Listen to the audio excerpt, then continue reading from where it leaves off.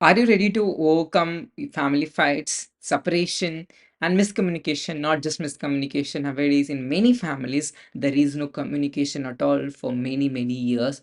And to build lasting trust, love, and deep connection in just 8 weeks of time using happy family system without blaming at each other, endless arguments, and random advice from books, videos, and strangers. If yes, then I welcome you to this happy family training. So she's my sister Magical Manjula and myself Miracle Mohan, and we together created this happy family system with a mission of helping families like you smile and enjoy deep respect, love, and care for each other every single day. How does it feel? It feels really wonderful, right? And I know how much it mattered to us. I'm sure it matters to you as well, and that's the reason you are in this free training. And who's this training is for? This training is for people who takes full responsibility for his life or her life. What do I mean by taking full responsibility? Many people perceive this as okay, feeling victim. Okay, it's oh, all this the family conflict. It's because of me. It all happened because of me. So the moment we feel victim, so then we have no control over our life. So taking full responsibility does not mean feeling victim. So, taking full responsibility means knowing exactly what to change within us and taking steps towards changing that behavior or changing that beliefs or patterns. And that's what you'll exactly understand in this free training. What exactly you need to change within yourself, and what are the steps which you can take to reach that goal. And open to new possibilities, approach, and solutions. Yes, you might have learned many ways to have a happy family relationships, but of course, the moment you keep open and willing to change yourself and willing for to change your relationships, and that's when you'll start seeing shift within yourself, and also you're going to see the shift within your family as well. What are the reasons for family conflicts? So I wondered, just like you, how you're wondering now. So, what are the reasons, or what is the the root cause for this family conflicts? The family fights, yelling, shouting, screaming, blaming at each other. So, what are the reasons? What are the root causes for this family conflicts? Let's understand now. There are top 8 reasons. There are many reasons, but out of it, there are top 8 reasons for family conflicts. And in our journey, because we have been here, dealing all this conflicts, family conflicts, fightings, arguments, abuse. We have been there, and we have been able to overcome. And we'll also share the exact step-by-step process how we are able to overcome. And you can also follow this proven system to build a happy family relationships. And the first reason is perfectionism, and the second one is feeling superior, feeling inferior, codependency, entanglement, blind love, lack of boundaries, too much giving or taking. So we'll understand each one in detail. So first one is perfectionism. So when a family member expects everything to be perfect, whether it's studies, behavior, or household task or work, it creates pressure, stress, and criticism. Instead of feeling loved, others feel judged or never good enough. And eventually the other family members feels that okay, it's better to leave relationships. Why? It's because this perfectionism always creates too much of pressure or burden to fit into other members, their how they approach the life, how they view the world. So it's very difficult to fit into the others perspectives, others opinions. And it's always difficult because everybody's their way is very unique, and the emotions are unique, and feelings are unique, and the thoughts are unique. So it's definitely the approach would be really would be mostly different from how we perceive and how others perceive the life. So it's okay to embrace these imperfections, but we most of us we do not embrace these imperfections.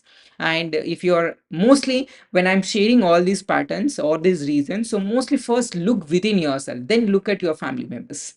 What usually many people do is they look at family members. Oh, my husband has this pattern, or my husband has this behavior, or my wife has this behavior, or my in-laws has this behavior or pattern. So first look within yourself. So the reason why other family members are triggering those patterns within you, it's because somewhere deep within yourself you have these patterns or behaviors. So that's a reason. First look within yourself, then look at your family members, and you'll also see how you'll also we look at the solution, not just reasons, but also we look at the solution part. And the second one is feeling superior. It's feeling ego, feeling okay. It's nothing bad about feeling proud, but feeling superior means I am great.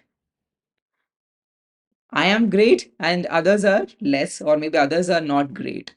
When someone constantly acts like they are better, they know better, they are best, not just better, they are the best, and they are important, others are not important, others are not talented, others are not great, it creates a lot of imbalance. See, this inferiority and superiority always creates imbalance because there is a lot of gap, and when there is a lot of gap, when there is a lot of distance, definitely we cannot enjoy the deep bond, deep love and deep connection. So, and this is a important thing. It's because many of us we have a subtle ego. Many of us we think that okay, I don't have any ego, I don't feel superior, but on a subtle level we have this ego that I am great, I know better than other person, or I'm earning, I am great, or I'm working too hard, I'm great. So on a subtle level we have this ego. It's very very important, not at a gross level. At a gross level none of us we feel that we have this ego, but on a subtle level every one of us we have this ego. It's very very important to identify this, even these patterns. The moment you become aware of your unconscious behaviors, unconscious patterns, that's when the transformation begins. So this is a first step towards your transformation. Even this training also, you will see tremendous value, you will see tremendous transformation, provided if you give your 100% focus and attention here.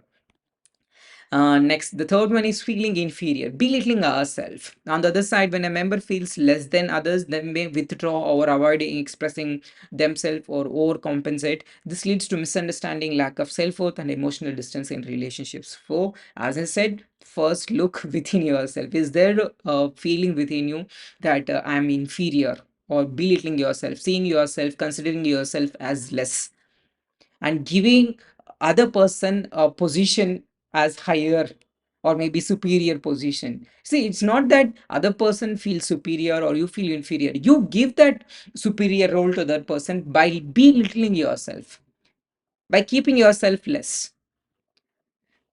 This also creates a lot of imbalance in your relationships. So if at all you have this pattern, identify this pattern. And the fourth one is codependency. When one's happiness decisions depend completely on other person, boundaries are blurred, family members feel suffocated, overly responsible, creating frustration and unhealthy attachments. I'll keep it very simple. The codependency means making other person is your source of happiness, which means, oh, I'm happy because of, okay, happy because of somebody else is not wrong. I'm only happy because of him or her. That creates codependency. Okay, as long as the other person remains happy, you have no problem. You will be very, very happy. If the other person feels sad, if other person is not available, not giving attention, not appreciating you, not giving time to you, not giving attention to you, that's when you become frustrated, irritated.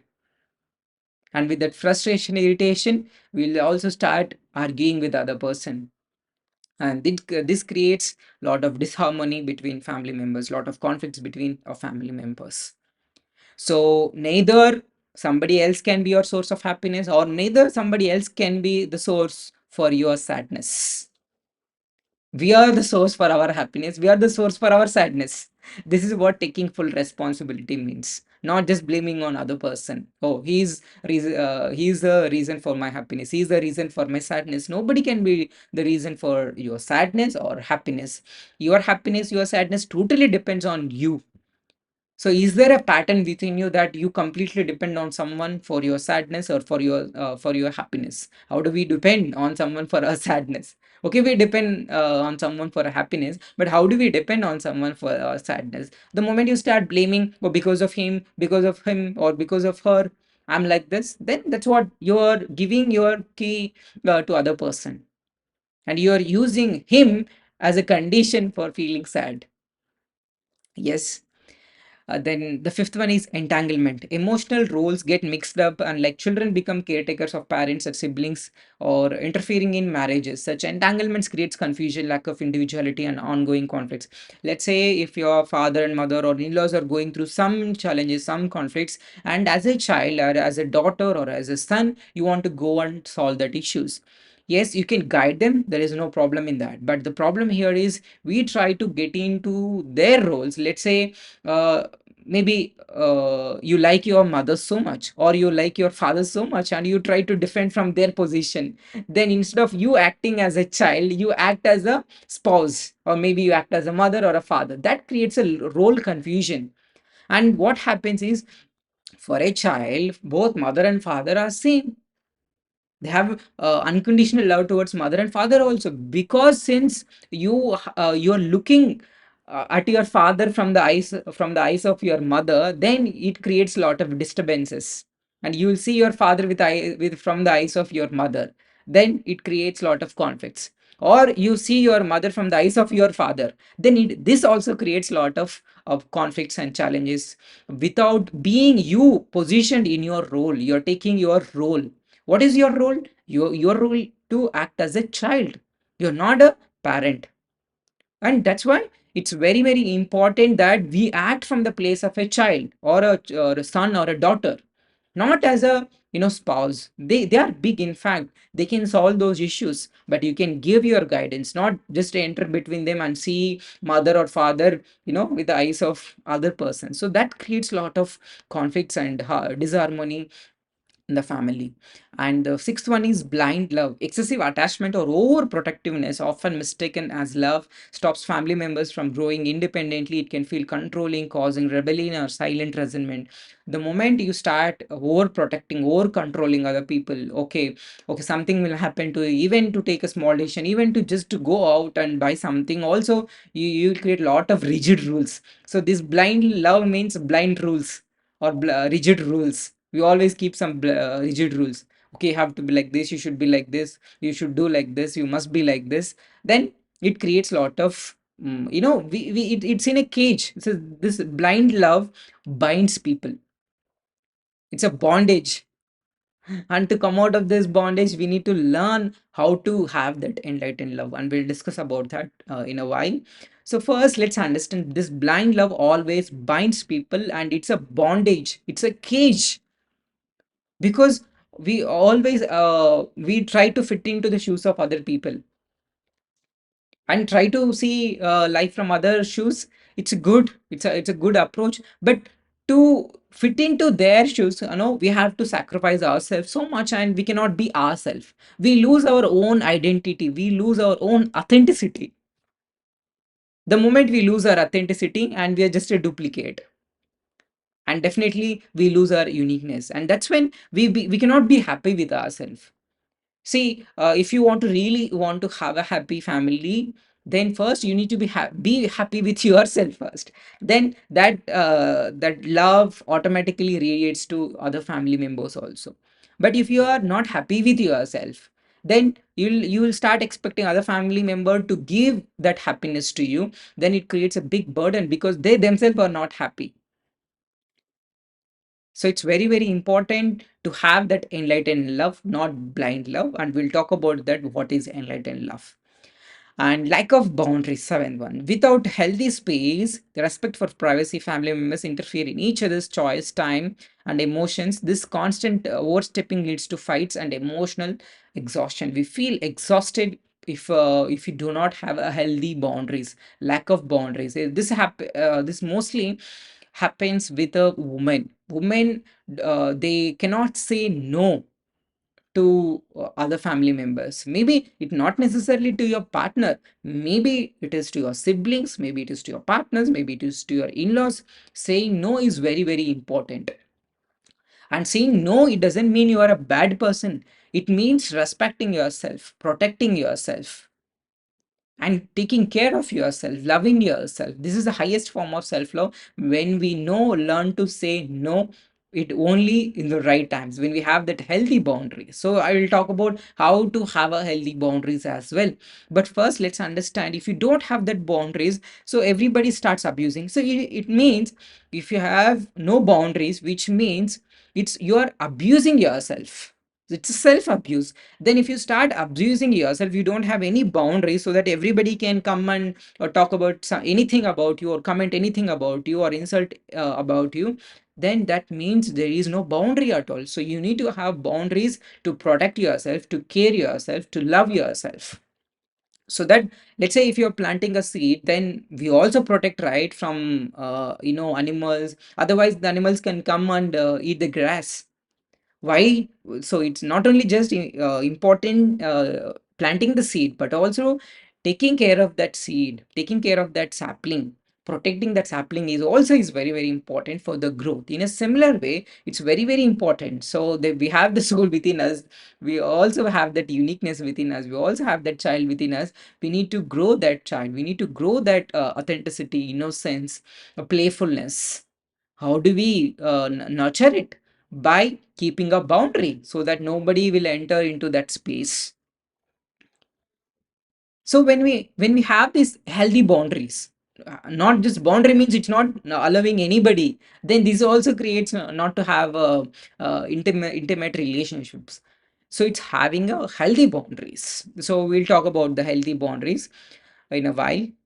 And the eighth one is too much giving or taking. When one person gives too much and another only takes, imbalance is created. So the giver feels unappreciated and the taker becomes dependent, and both feeling guilty and angry. If I'm feeling I'm giving too much, then I feel guilty. Oh, I'm giving, I'm not getting anything from the other person. Look, let's say if I'm receiving, I feel guilty. Oh, I'm receiving too much, but I'm not doing anything, or I'm not giving back anything to other person. So it's very very important to have that balance. So mostly it happens with the men also, women also, not necessarily women, but also it happens with the men also. What happens is, I have seen my father also. He will not take good clothes. He'll not buy any shoes or slippers for him. He always prioritize the family members, not himself. So this is what giving too much. Yes, of course, children are important, other family members are important, but also we need to take care of ourselves. So first, taking care of ourselves is very important, so that we can, help other family members as well, support other family members as well.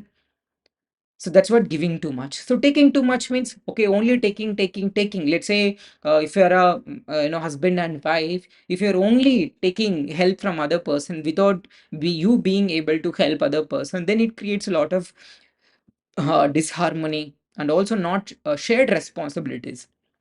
Responsibility is good now, and sharing responsibilities also creates a lot of harmony and peace in the family, happy family relationships. So now, so these are the top 8 reasons. Now we'll move into the what is this happy family system. This happy family system consists of 8 pillars, 8 principles to build a happy family.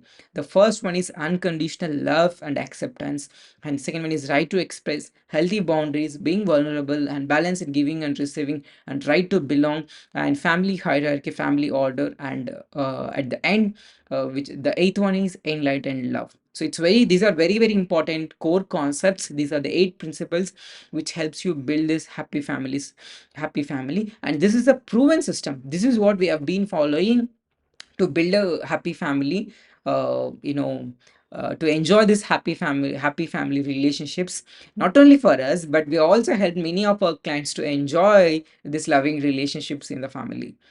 The first one is unconditional love and acceptance. True love in a family means loving each other without conditions, expectations, judgments. Acceptance of strength, flaws allows every member to feel safe, valued, and deeply connected.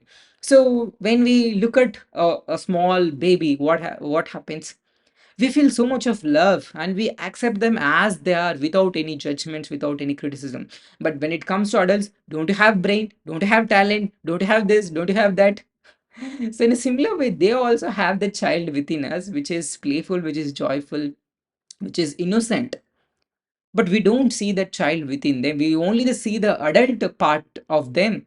But when we see, also see this child part of them, we can love and accept unconditionally all our family members. It's because we only see their adult self. And within them also, yes, they make mistakes. They learn from these mistakes. So that's how, right, children, when they make mistake, do we go take them to a court or take them to a jail and punish? No, right? We simply provide feedback and correct them and give suggestion to them, and we be very kind to them, gentle to them. That's how when we approach even the adult family members, but normally we don't perceive in that way, because we consider they are grown up, they are adult, so they should have the brain and they should have that common sense. All of that we use, we use our logic. But logic doesn't work here. In a family, it's more of love and unconditional love. Means it's magic. It's a miracle. The love can create such a big shift, or create a big change in the family when we truly know how to tap into that unconditional love and acceptance. So seeing your family members, don't see them as they are, like as they are, visible to you. It is only visible, their adult self is only visible, but the child self is still active within them. So make sure it is also, they are also learning, growing, making mistakes. So we are all in this journey. So the moment you start seeing the child within them, that's when you feel a lot of unconditional love and acceptance towards other person. It becomes very easy, unconditional love and acceptance. But otherwise, this is like a woo concept, unconditional love and acceptance. So that's why I given the example of a baby. So, and the second principle is right to express. Every member, whether the child, parent, elder, should feel free to share their thoughts, emotion, needs. Respectful expression reduces misunderstanding and miscommunication and build trust in relationships. So many of us, we try to suppress our own feelings, emotions, thoughts, opinions.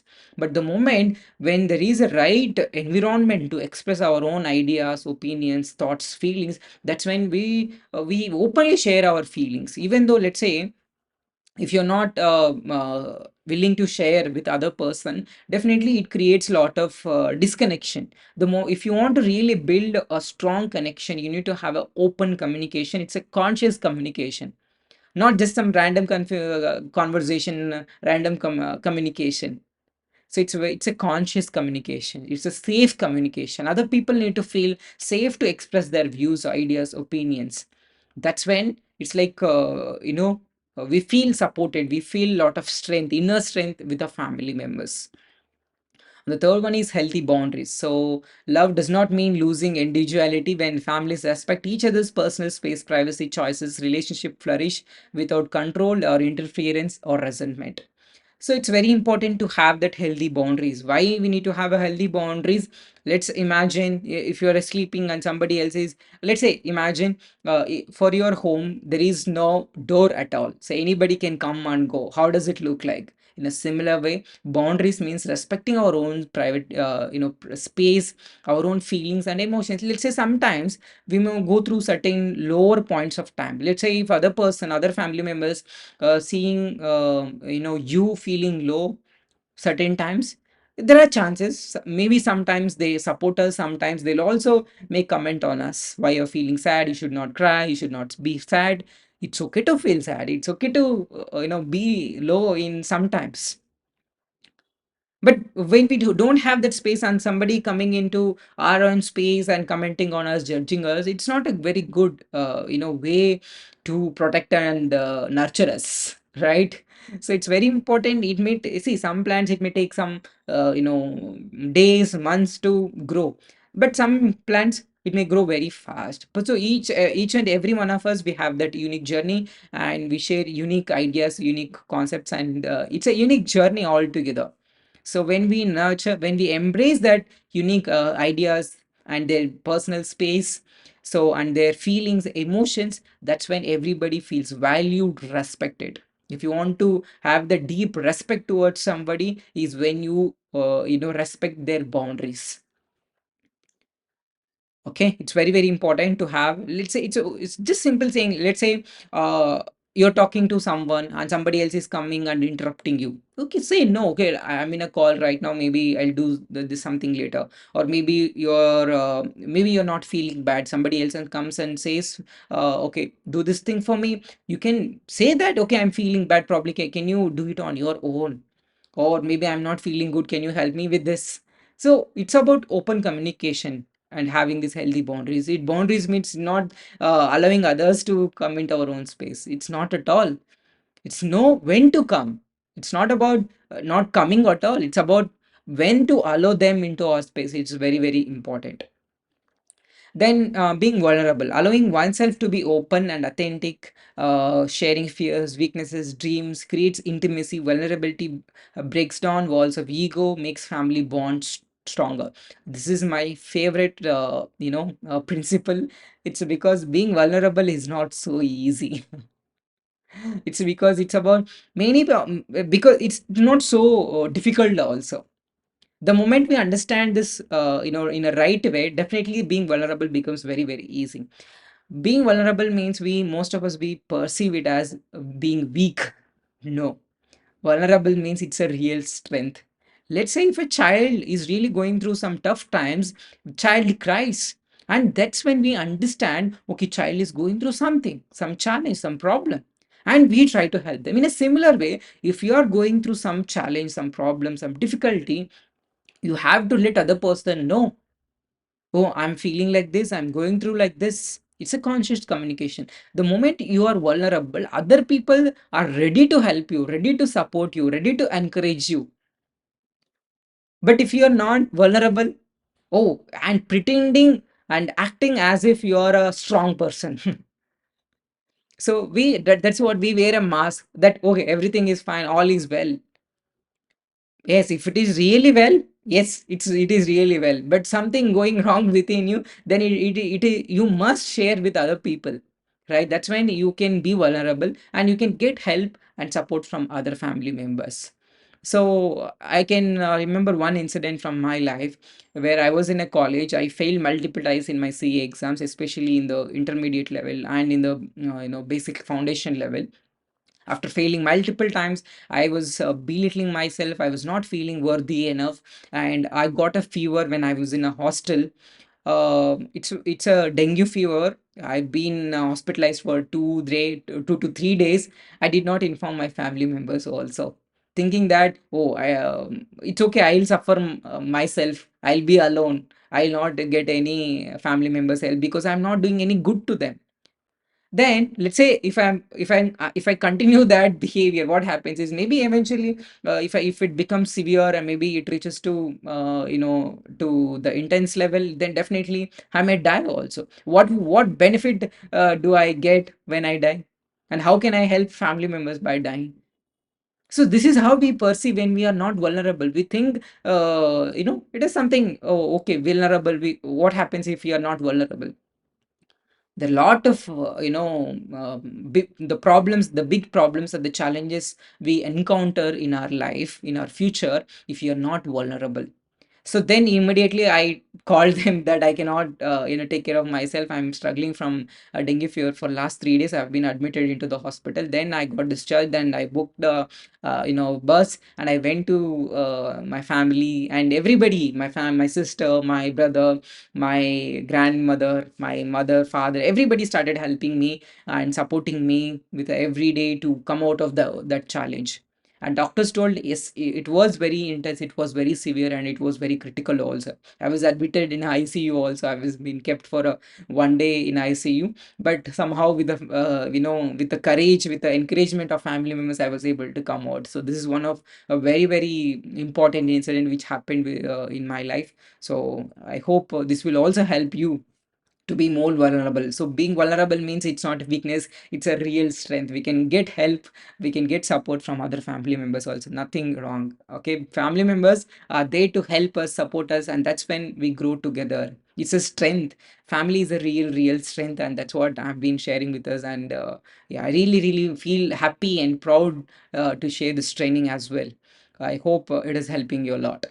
And the fifth principle is balance in giving and taking. So it creates a lot of balance when we are giving and receiving. Reciprocation, this is what we call it as reciprocation, which means, okay, when somebody gives something, we also need to give something. We need to give backward, so that the other feel also feels valued, respected. Let's say if you're only taking, other person will stop giving at one point of time, and that's when we feel that, oh, this person will never love me, never like me, never appreciate me, never want me at all.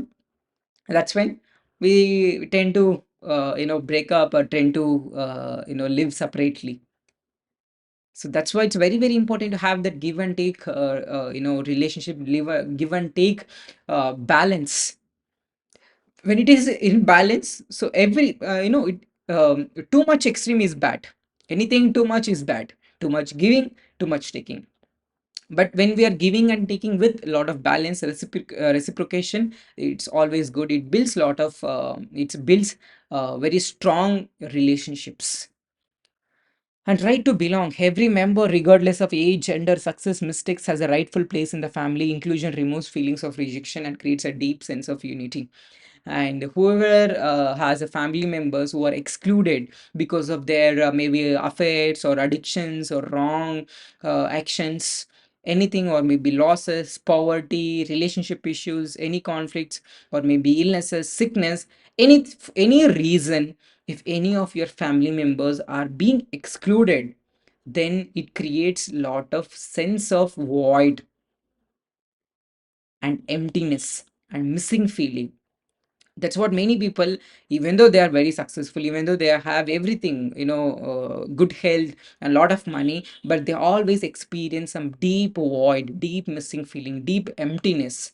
And this is, it's clearly indication that, okay, somebody in your family is missing in your energy. Not necessarily, maybe they are missing physically, no, not necessarily. Maybe they are missing energetically also. Let's say before you there was a miscarriage, there was an abortion, or maybe there was a untimely death of your maybe elder brother or sister, with before you, without your awareness, you always feel something is missing. You'll always feel some missing energy. So it go and check with your mother. So maybe after you also, before you also, there may be a chances. So this creates a lot of energy imbalance in the family. That's why we always feel that void or missing feeling. The moment we recognize them and acknowledge their space in our family, yes, even though they are not physically present, but their presence in our family is very important. They have a right to belong to the family. Yeah, even if they're physically, let's say they have done some wrong, or maybe they have some some illegal relationships or affairs, or they are addicted, they're alcoholic. So what we try to do, we try to exclude from our family members. And no matter how much you exclude, what you fight with, you always create resistance. And they always leave some missing feeling in the family. We don't feel strength, we don't feel unity, we always feel that void, emptiness. The moment we try to including does not mean, bringing that person again. Yeah, if you can do that, that's really amazing. But if you cannot do it, at least give space in your heart. What do I mean by giving space in my heart? Giving space in my heart means, okay, having the deep love, respect towards that particular person. Mostly we have hatred, lot of hatred, anger on that, those kind of people who are being excluded from the family. But when we have the deep sense of love, respect, care, then that's when, we also feel lot of support. We feel that sense of unity in the family. Then the seventh one is family hierarchy, family order. A peaceful family respects natural order. Parents lead with the guidance, children follow with the trust. Elders are honored, and when roles are clear and respected, harmony and discipline arise. It's very, very important. We always respect elders, no matter what, whether they're good, whether they're bad, whether they are maybe not behaving well. Nothing to do with your happiness, because your happiness depends on you, not on them. Okay, we already learned this. So let's not get into this entanglement part. So let's have a clear distinction that, okay, their happiness is their happiness, my happiness is my happiness. But of course, when I'm happy, I can share that happiness, and my sadness is my sadness, their sadness is their sadness. But of course, when we are sad, so we can share only nothing but sadness. So it's very, very important to have that self dependency. For our happiness, for our sadness, we are only responsible, not other family members. And this having family hierarchy means, let's say, before you there was some abortion, miscarriage, or maybe untimely death of your elder sister or brother, then it's very very important you give the first place to that person, and you're always a second child. So but most of us, we forget about this, and even our family members also would not discuss about these things. But it's very very important, because they have come, because every one of us, we have this right to belong. We all belong to a family system. If that order is not there, let's say, everybody need to take their rightful position in the family. Now let's say if you are born child, physically you are, maybe you are the only child, but maybe before you there was some untimely death, abortion, or miscarriage. So now you're actually not one, you are two. You are the second child. Before you there was one more child, right? So now you are two. So giving that, giving love, space to that first child also creates a lot of harmony in your family system. This is very very subtle, and it has a lot of impact in the energy level. So on a physical level you may not meet it, may not even make sense. But of course when you see it energetically, you always, some people always see a lot of void or emptiness within them. And also there are a lot of tendency that we get into addictions. It's because there is some missing feeling, there is some void. It's because of missing siblings, or maybe missing parents, or maybe when we were children our parents were separated for some reasons, and there is also missing parent. So it's very important to recognize them, acknowledge them, and give space in our hearts, so that we create this harmony in our family system. And the eighth one is enlightened love. So beyond attachment control, enlightened love is about freedom, respect, growth, and it allows each member to be their true self while still feeling deep connected to whole family. So this enlightened love means, of course, yes, they are a separate being and we are a separate being, and their journey is different, our journey is different, and their sadness is their sadness, their happiness is their happiness, our happiness is our happiness, our sadness is our sadness. This is what is enlightened love is all about, and allowing them to be who they are, and allowing ourselves to be who we truly are. So this creates sense of growth, sense of sense of safety. It creates a safety feeling. So many of us, we don't feel safe in our family relationships. It's because other persons, they want us to behave in certain way, and the moment we live according to their own choices, according to their own thoughts and opinions, definitely we cannot live our own life, we cannot be ourselves. And it's a self suicide. We are committing suicide for ourselves by not living the life the way we wanted to live. And we need to be who we are, and that's a real strength. Many people, they don't feel strength, they don't feel powerful in sense, it's not ego.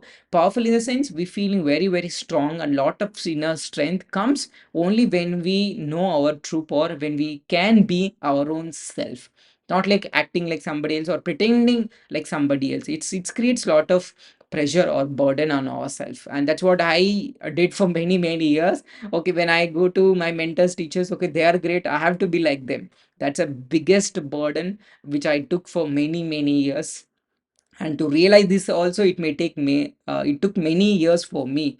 So that's why I'm sharing this concept with you. Unknowingly we took that burden, okay, I have to be like them, then only I'll get that appreciation, love, and encouragement. But the true joy which comes from being ourselves, being our own self. So it's very very important, and that comes from only enlightened love, without creating that emotional entanglement, that okay, you have to be according to my own ways, according to my own opinions, according to my own behavior. So then it's really difficult. Let's say maybe there are chances that if, let's say, the person is more spiritual, more meditating, more kind of grounded person, the other person expects to be, the other person also need to be more spiritual, more grounded, more meditating. It need not be. When you allow that space to other person to grow, yes, they'll grow on their own way. We may not know they're on what their own journey. So it's very, very important to create that space for ourselves, for other people also. And these are the core 8 principles for any happy family system. So if you can follow it and apply these principles, and it creates a lot of lasting peace, lasting harmony and love in your family relationships. And finally, you have a choice. Stay as an unhappy family. Yes, every single day, Bert Hellinger says 100% of the families are dysfunctional. Even we come from a dysfunctional family with a lot of abuse, lot of arguments, fights, scoldings, beatings. But yes, we have overcome successfully, by following these, 8 core principles, and many other people also got benefited by following these 8 core principles, and which we shared with you. And now you have a choice whether to stay as an unhappy family or to build a happy family. When we stay as an unhappy family, lot of we feel unheard, we feel lonely, we feel tensed, unworthy, burdened. And when we build a happy family, we feel loved, we feel safe, joyful, respected and connected. And if you choose to build a happy family, and you need our help, you need our guidance, you need our support, and it's up to you to break generational trauma. See, we have been carrying this, trauma from many generations, and if you stop at your generation, and you will not pass on to this next generation, it's more dangerous than the COVID, it's more dangerous than the corona. This patterns, this beliefs, these emotions, let's stop it here. And if you're the chain breaker, we were the chain breakers in our family generations, me, my sister and my family members. We were able to understand these patterns and break these patterns, and let's not pass on to the next generations by being a chain breaker. And if you would like to apply for our mentoring and coaching, need our support, need our guidance to work on these patterns, breaking these patterns and build a happy family system, and book one-to-one free consultation with us. It's a customized plan to free from family fight, separation, miscommunication, to family peace, love and harmony in just 8 weeks of time. Want to know how? So just book one-on-one consultation with us, and we'll talk to you. We'll understand your challenges, problems, where you are, and what family dynamics you are going through, and how you can come out of it. We'll understand in this consultation call. And here is the link which you can use to book this one-on-one free consultation. And only for limited time we are giving this free consultation. Normally we charge 999 for our consultation, but we are giving for a limited time, we are giving this free consultation. So make sure you utilize it, and once it is gone, it is gone. And if in case if you're facing some issues with this link, so you can also message 9010330192, and we are happy to help you and support you. And if you're already booked the one-on-one consultation with us, so I look forward to seeing you there. I'll be talking to you for 1 hour, 1.5 hours. Let's figure out and discover the roadmap for you to enjoy this real peace, harmony and love in your family relationships. I'll see you inside. Bye.